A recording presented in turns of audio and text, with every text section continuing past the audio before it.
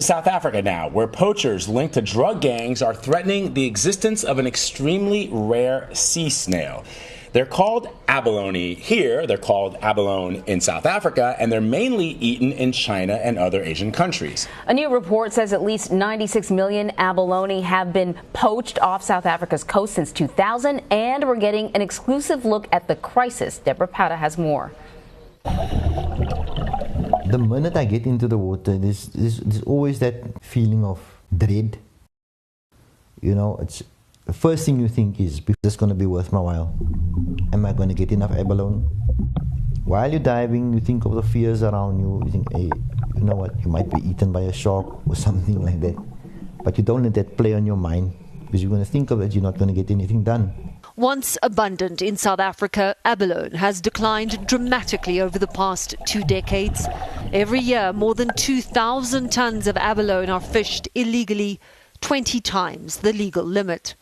At current poaching levels, South Africa's abalone population will become extinct. It is an illicit trade that is fueled by poverty. More than 25 years after apartheid, poverty is still pervasive, while we have some of the world's highest income inequality. In fishing communities marginalized by shrinking quotas and still feeling the effects of apartheid, abalone became something rare, a sudden means to earn good money. That wealth gap could not be more apparent than here in the fishing community of Hangberg, overlooking one of Cape Town's most affluent seaside neighborhoods. My grandfather was a fisherman. You see, my grandmother, all the years, she worked in the fish factory. Both my grandfathers were fishermen. I actually grew up surviving out of the fishing industry.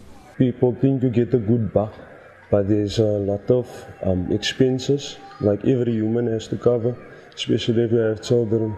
So that was the way for me to feed my family. An entire economy has evolved around abalone poaching, from divers to carriers, drivers, the middlemen who buy and sell on the product. In Hamburg, there are grandmothers who store poached abalone in their freezers for a small fee. Hundreds of people in this fishing community rely on abalone poaching for an income, supporting hundreds more dependents. But it is also an industry deeply rooted in the criminal underworld.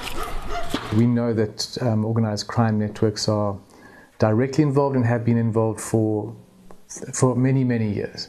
So it is a very well-organized, well-established business. Run by Chinese and local gangs, the abalone is dried in illegal facilities before being shipped off to Hong Kong. Okay, go, come. And while this police raid was successful, many are not. Lie down. Exacerbating the crisis is that abalone is sometimes traded for crystal methamphetamine. And right now, organized crime is winning the war.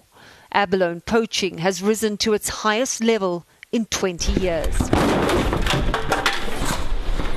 Come, sir, come. The reality really struck me one night while I was out on sea. And this place used to be like very packed with abalone. And you know, I was like diving off the boat. It was late at night. And I saw that this place was actually depleted of abalone. And then the reality struck me that, you know, there's a resource, it's not going to last. It is getting depleted, it is kind of getting thin. And the regret is that you were part of this, and it won't be around for much longer.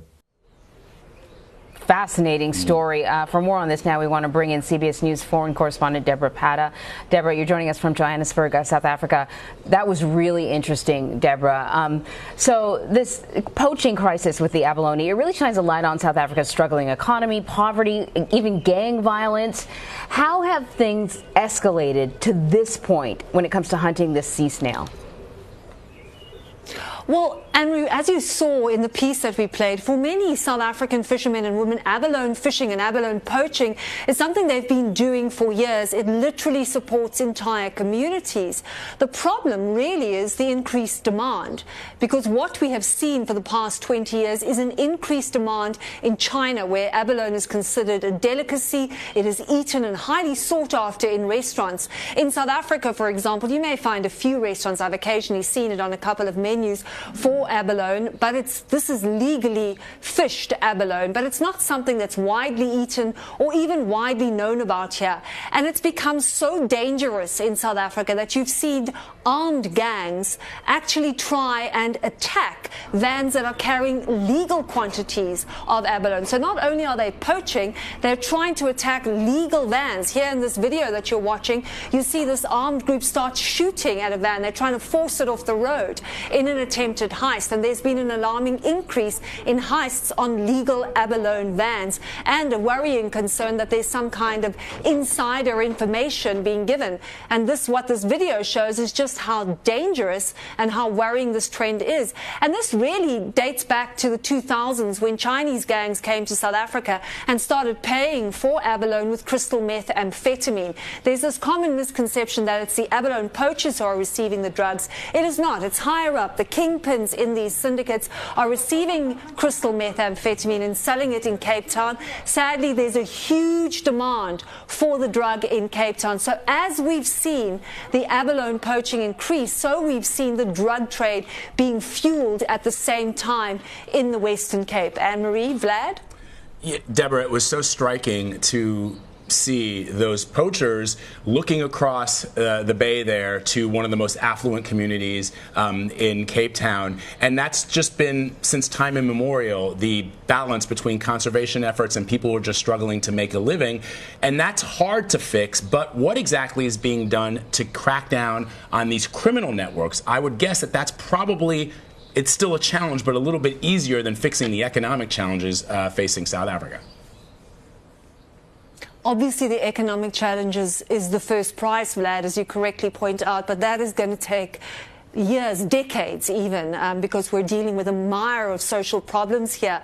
I think what you're seeing is traditional law enforcement comes into play. Obviously, this is an illegal trade that is worth $60 million a year. It is a very, very lucrative business. So the first port of call is traditional law enforcement, as you saw in those raids, the footage that we played of police going in and trying to stop the dried abalone facilities, these factories where they dry the stuff. But actually, a bigger problem, and this is a far bigger problem, is that abalone is not listed on any global endangered species list, despite the fact that, it could near extinction if current poaching levels continue. And so what you're seeing in organizations like Traffic, responsible for this recent report on abalone poaching, and also responsible for some of that footage that you saw that was filmed, they have been calling for abalone to be placed on CITES endangered species list. CITES, as you know, is the global body that controls the international trade in protected and wildlife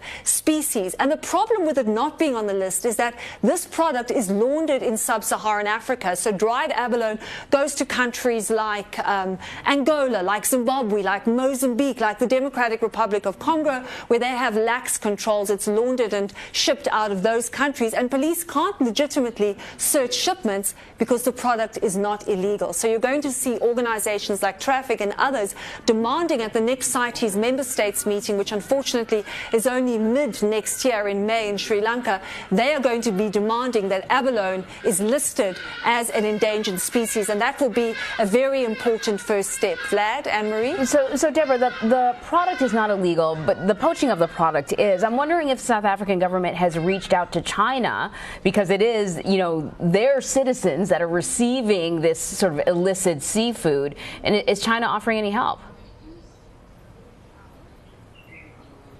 Well, there's all sorts of measures that are taking place. In South Africa, there are quotas, so you can fish a certain amount of abalone. There is this legal trade. And yes, there are, obviously attempts to sort of try and reach out and stop it. Even in China itself, there are concerns about the quality of the abalone that is received, because sometimes they don't know if the stuff is illegal or legitimate, because sometimes the stuff gets mixed up. They will look at a crate and the quality is reduced, so they'd rather say take abalone from a place like Japan, where they know that the quality will be consistent. So all these measures need to come into place, and certainly the South African authorities will be looking for ways to try and stop the illegal trade, try and stop this product from getting out the market. The biggest issue, as I said, though, is that often it's not leaving from South Africa. You have the legal abalone leaving, it's being laundered through other countries. Anne-Marie? Such a fascinating report. Debora Patta in Johannesburg. Thank you so much.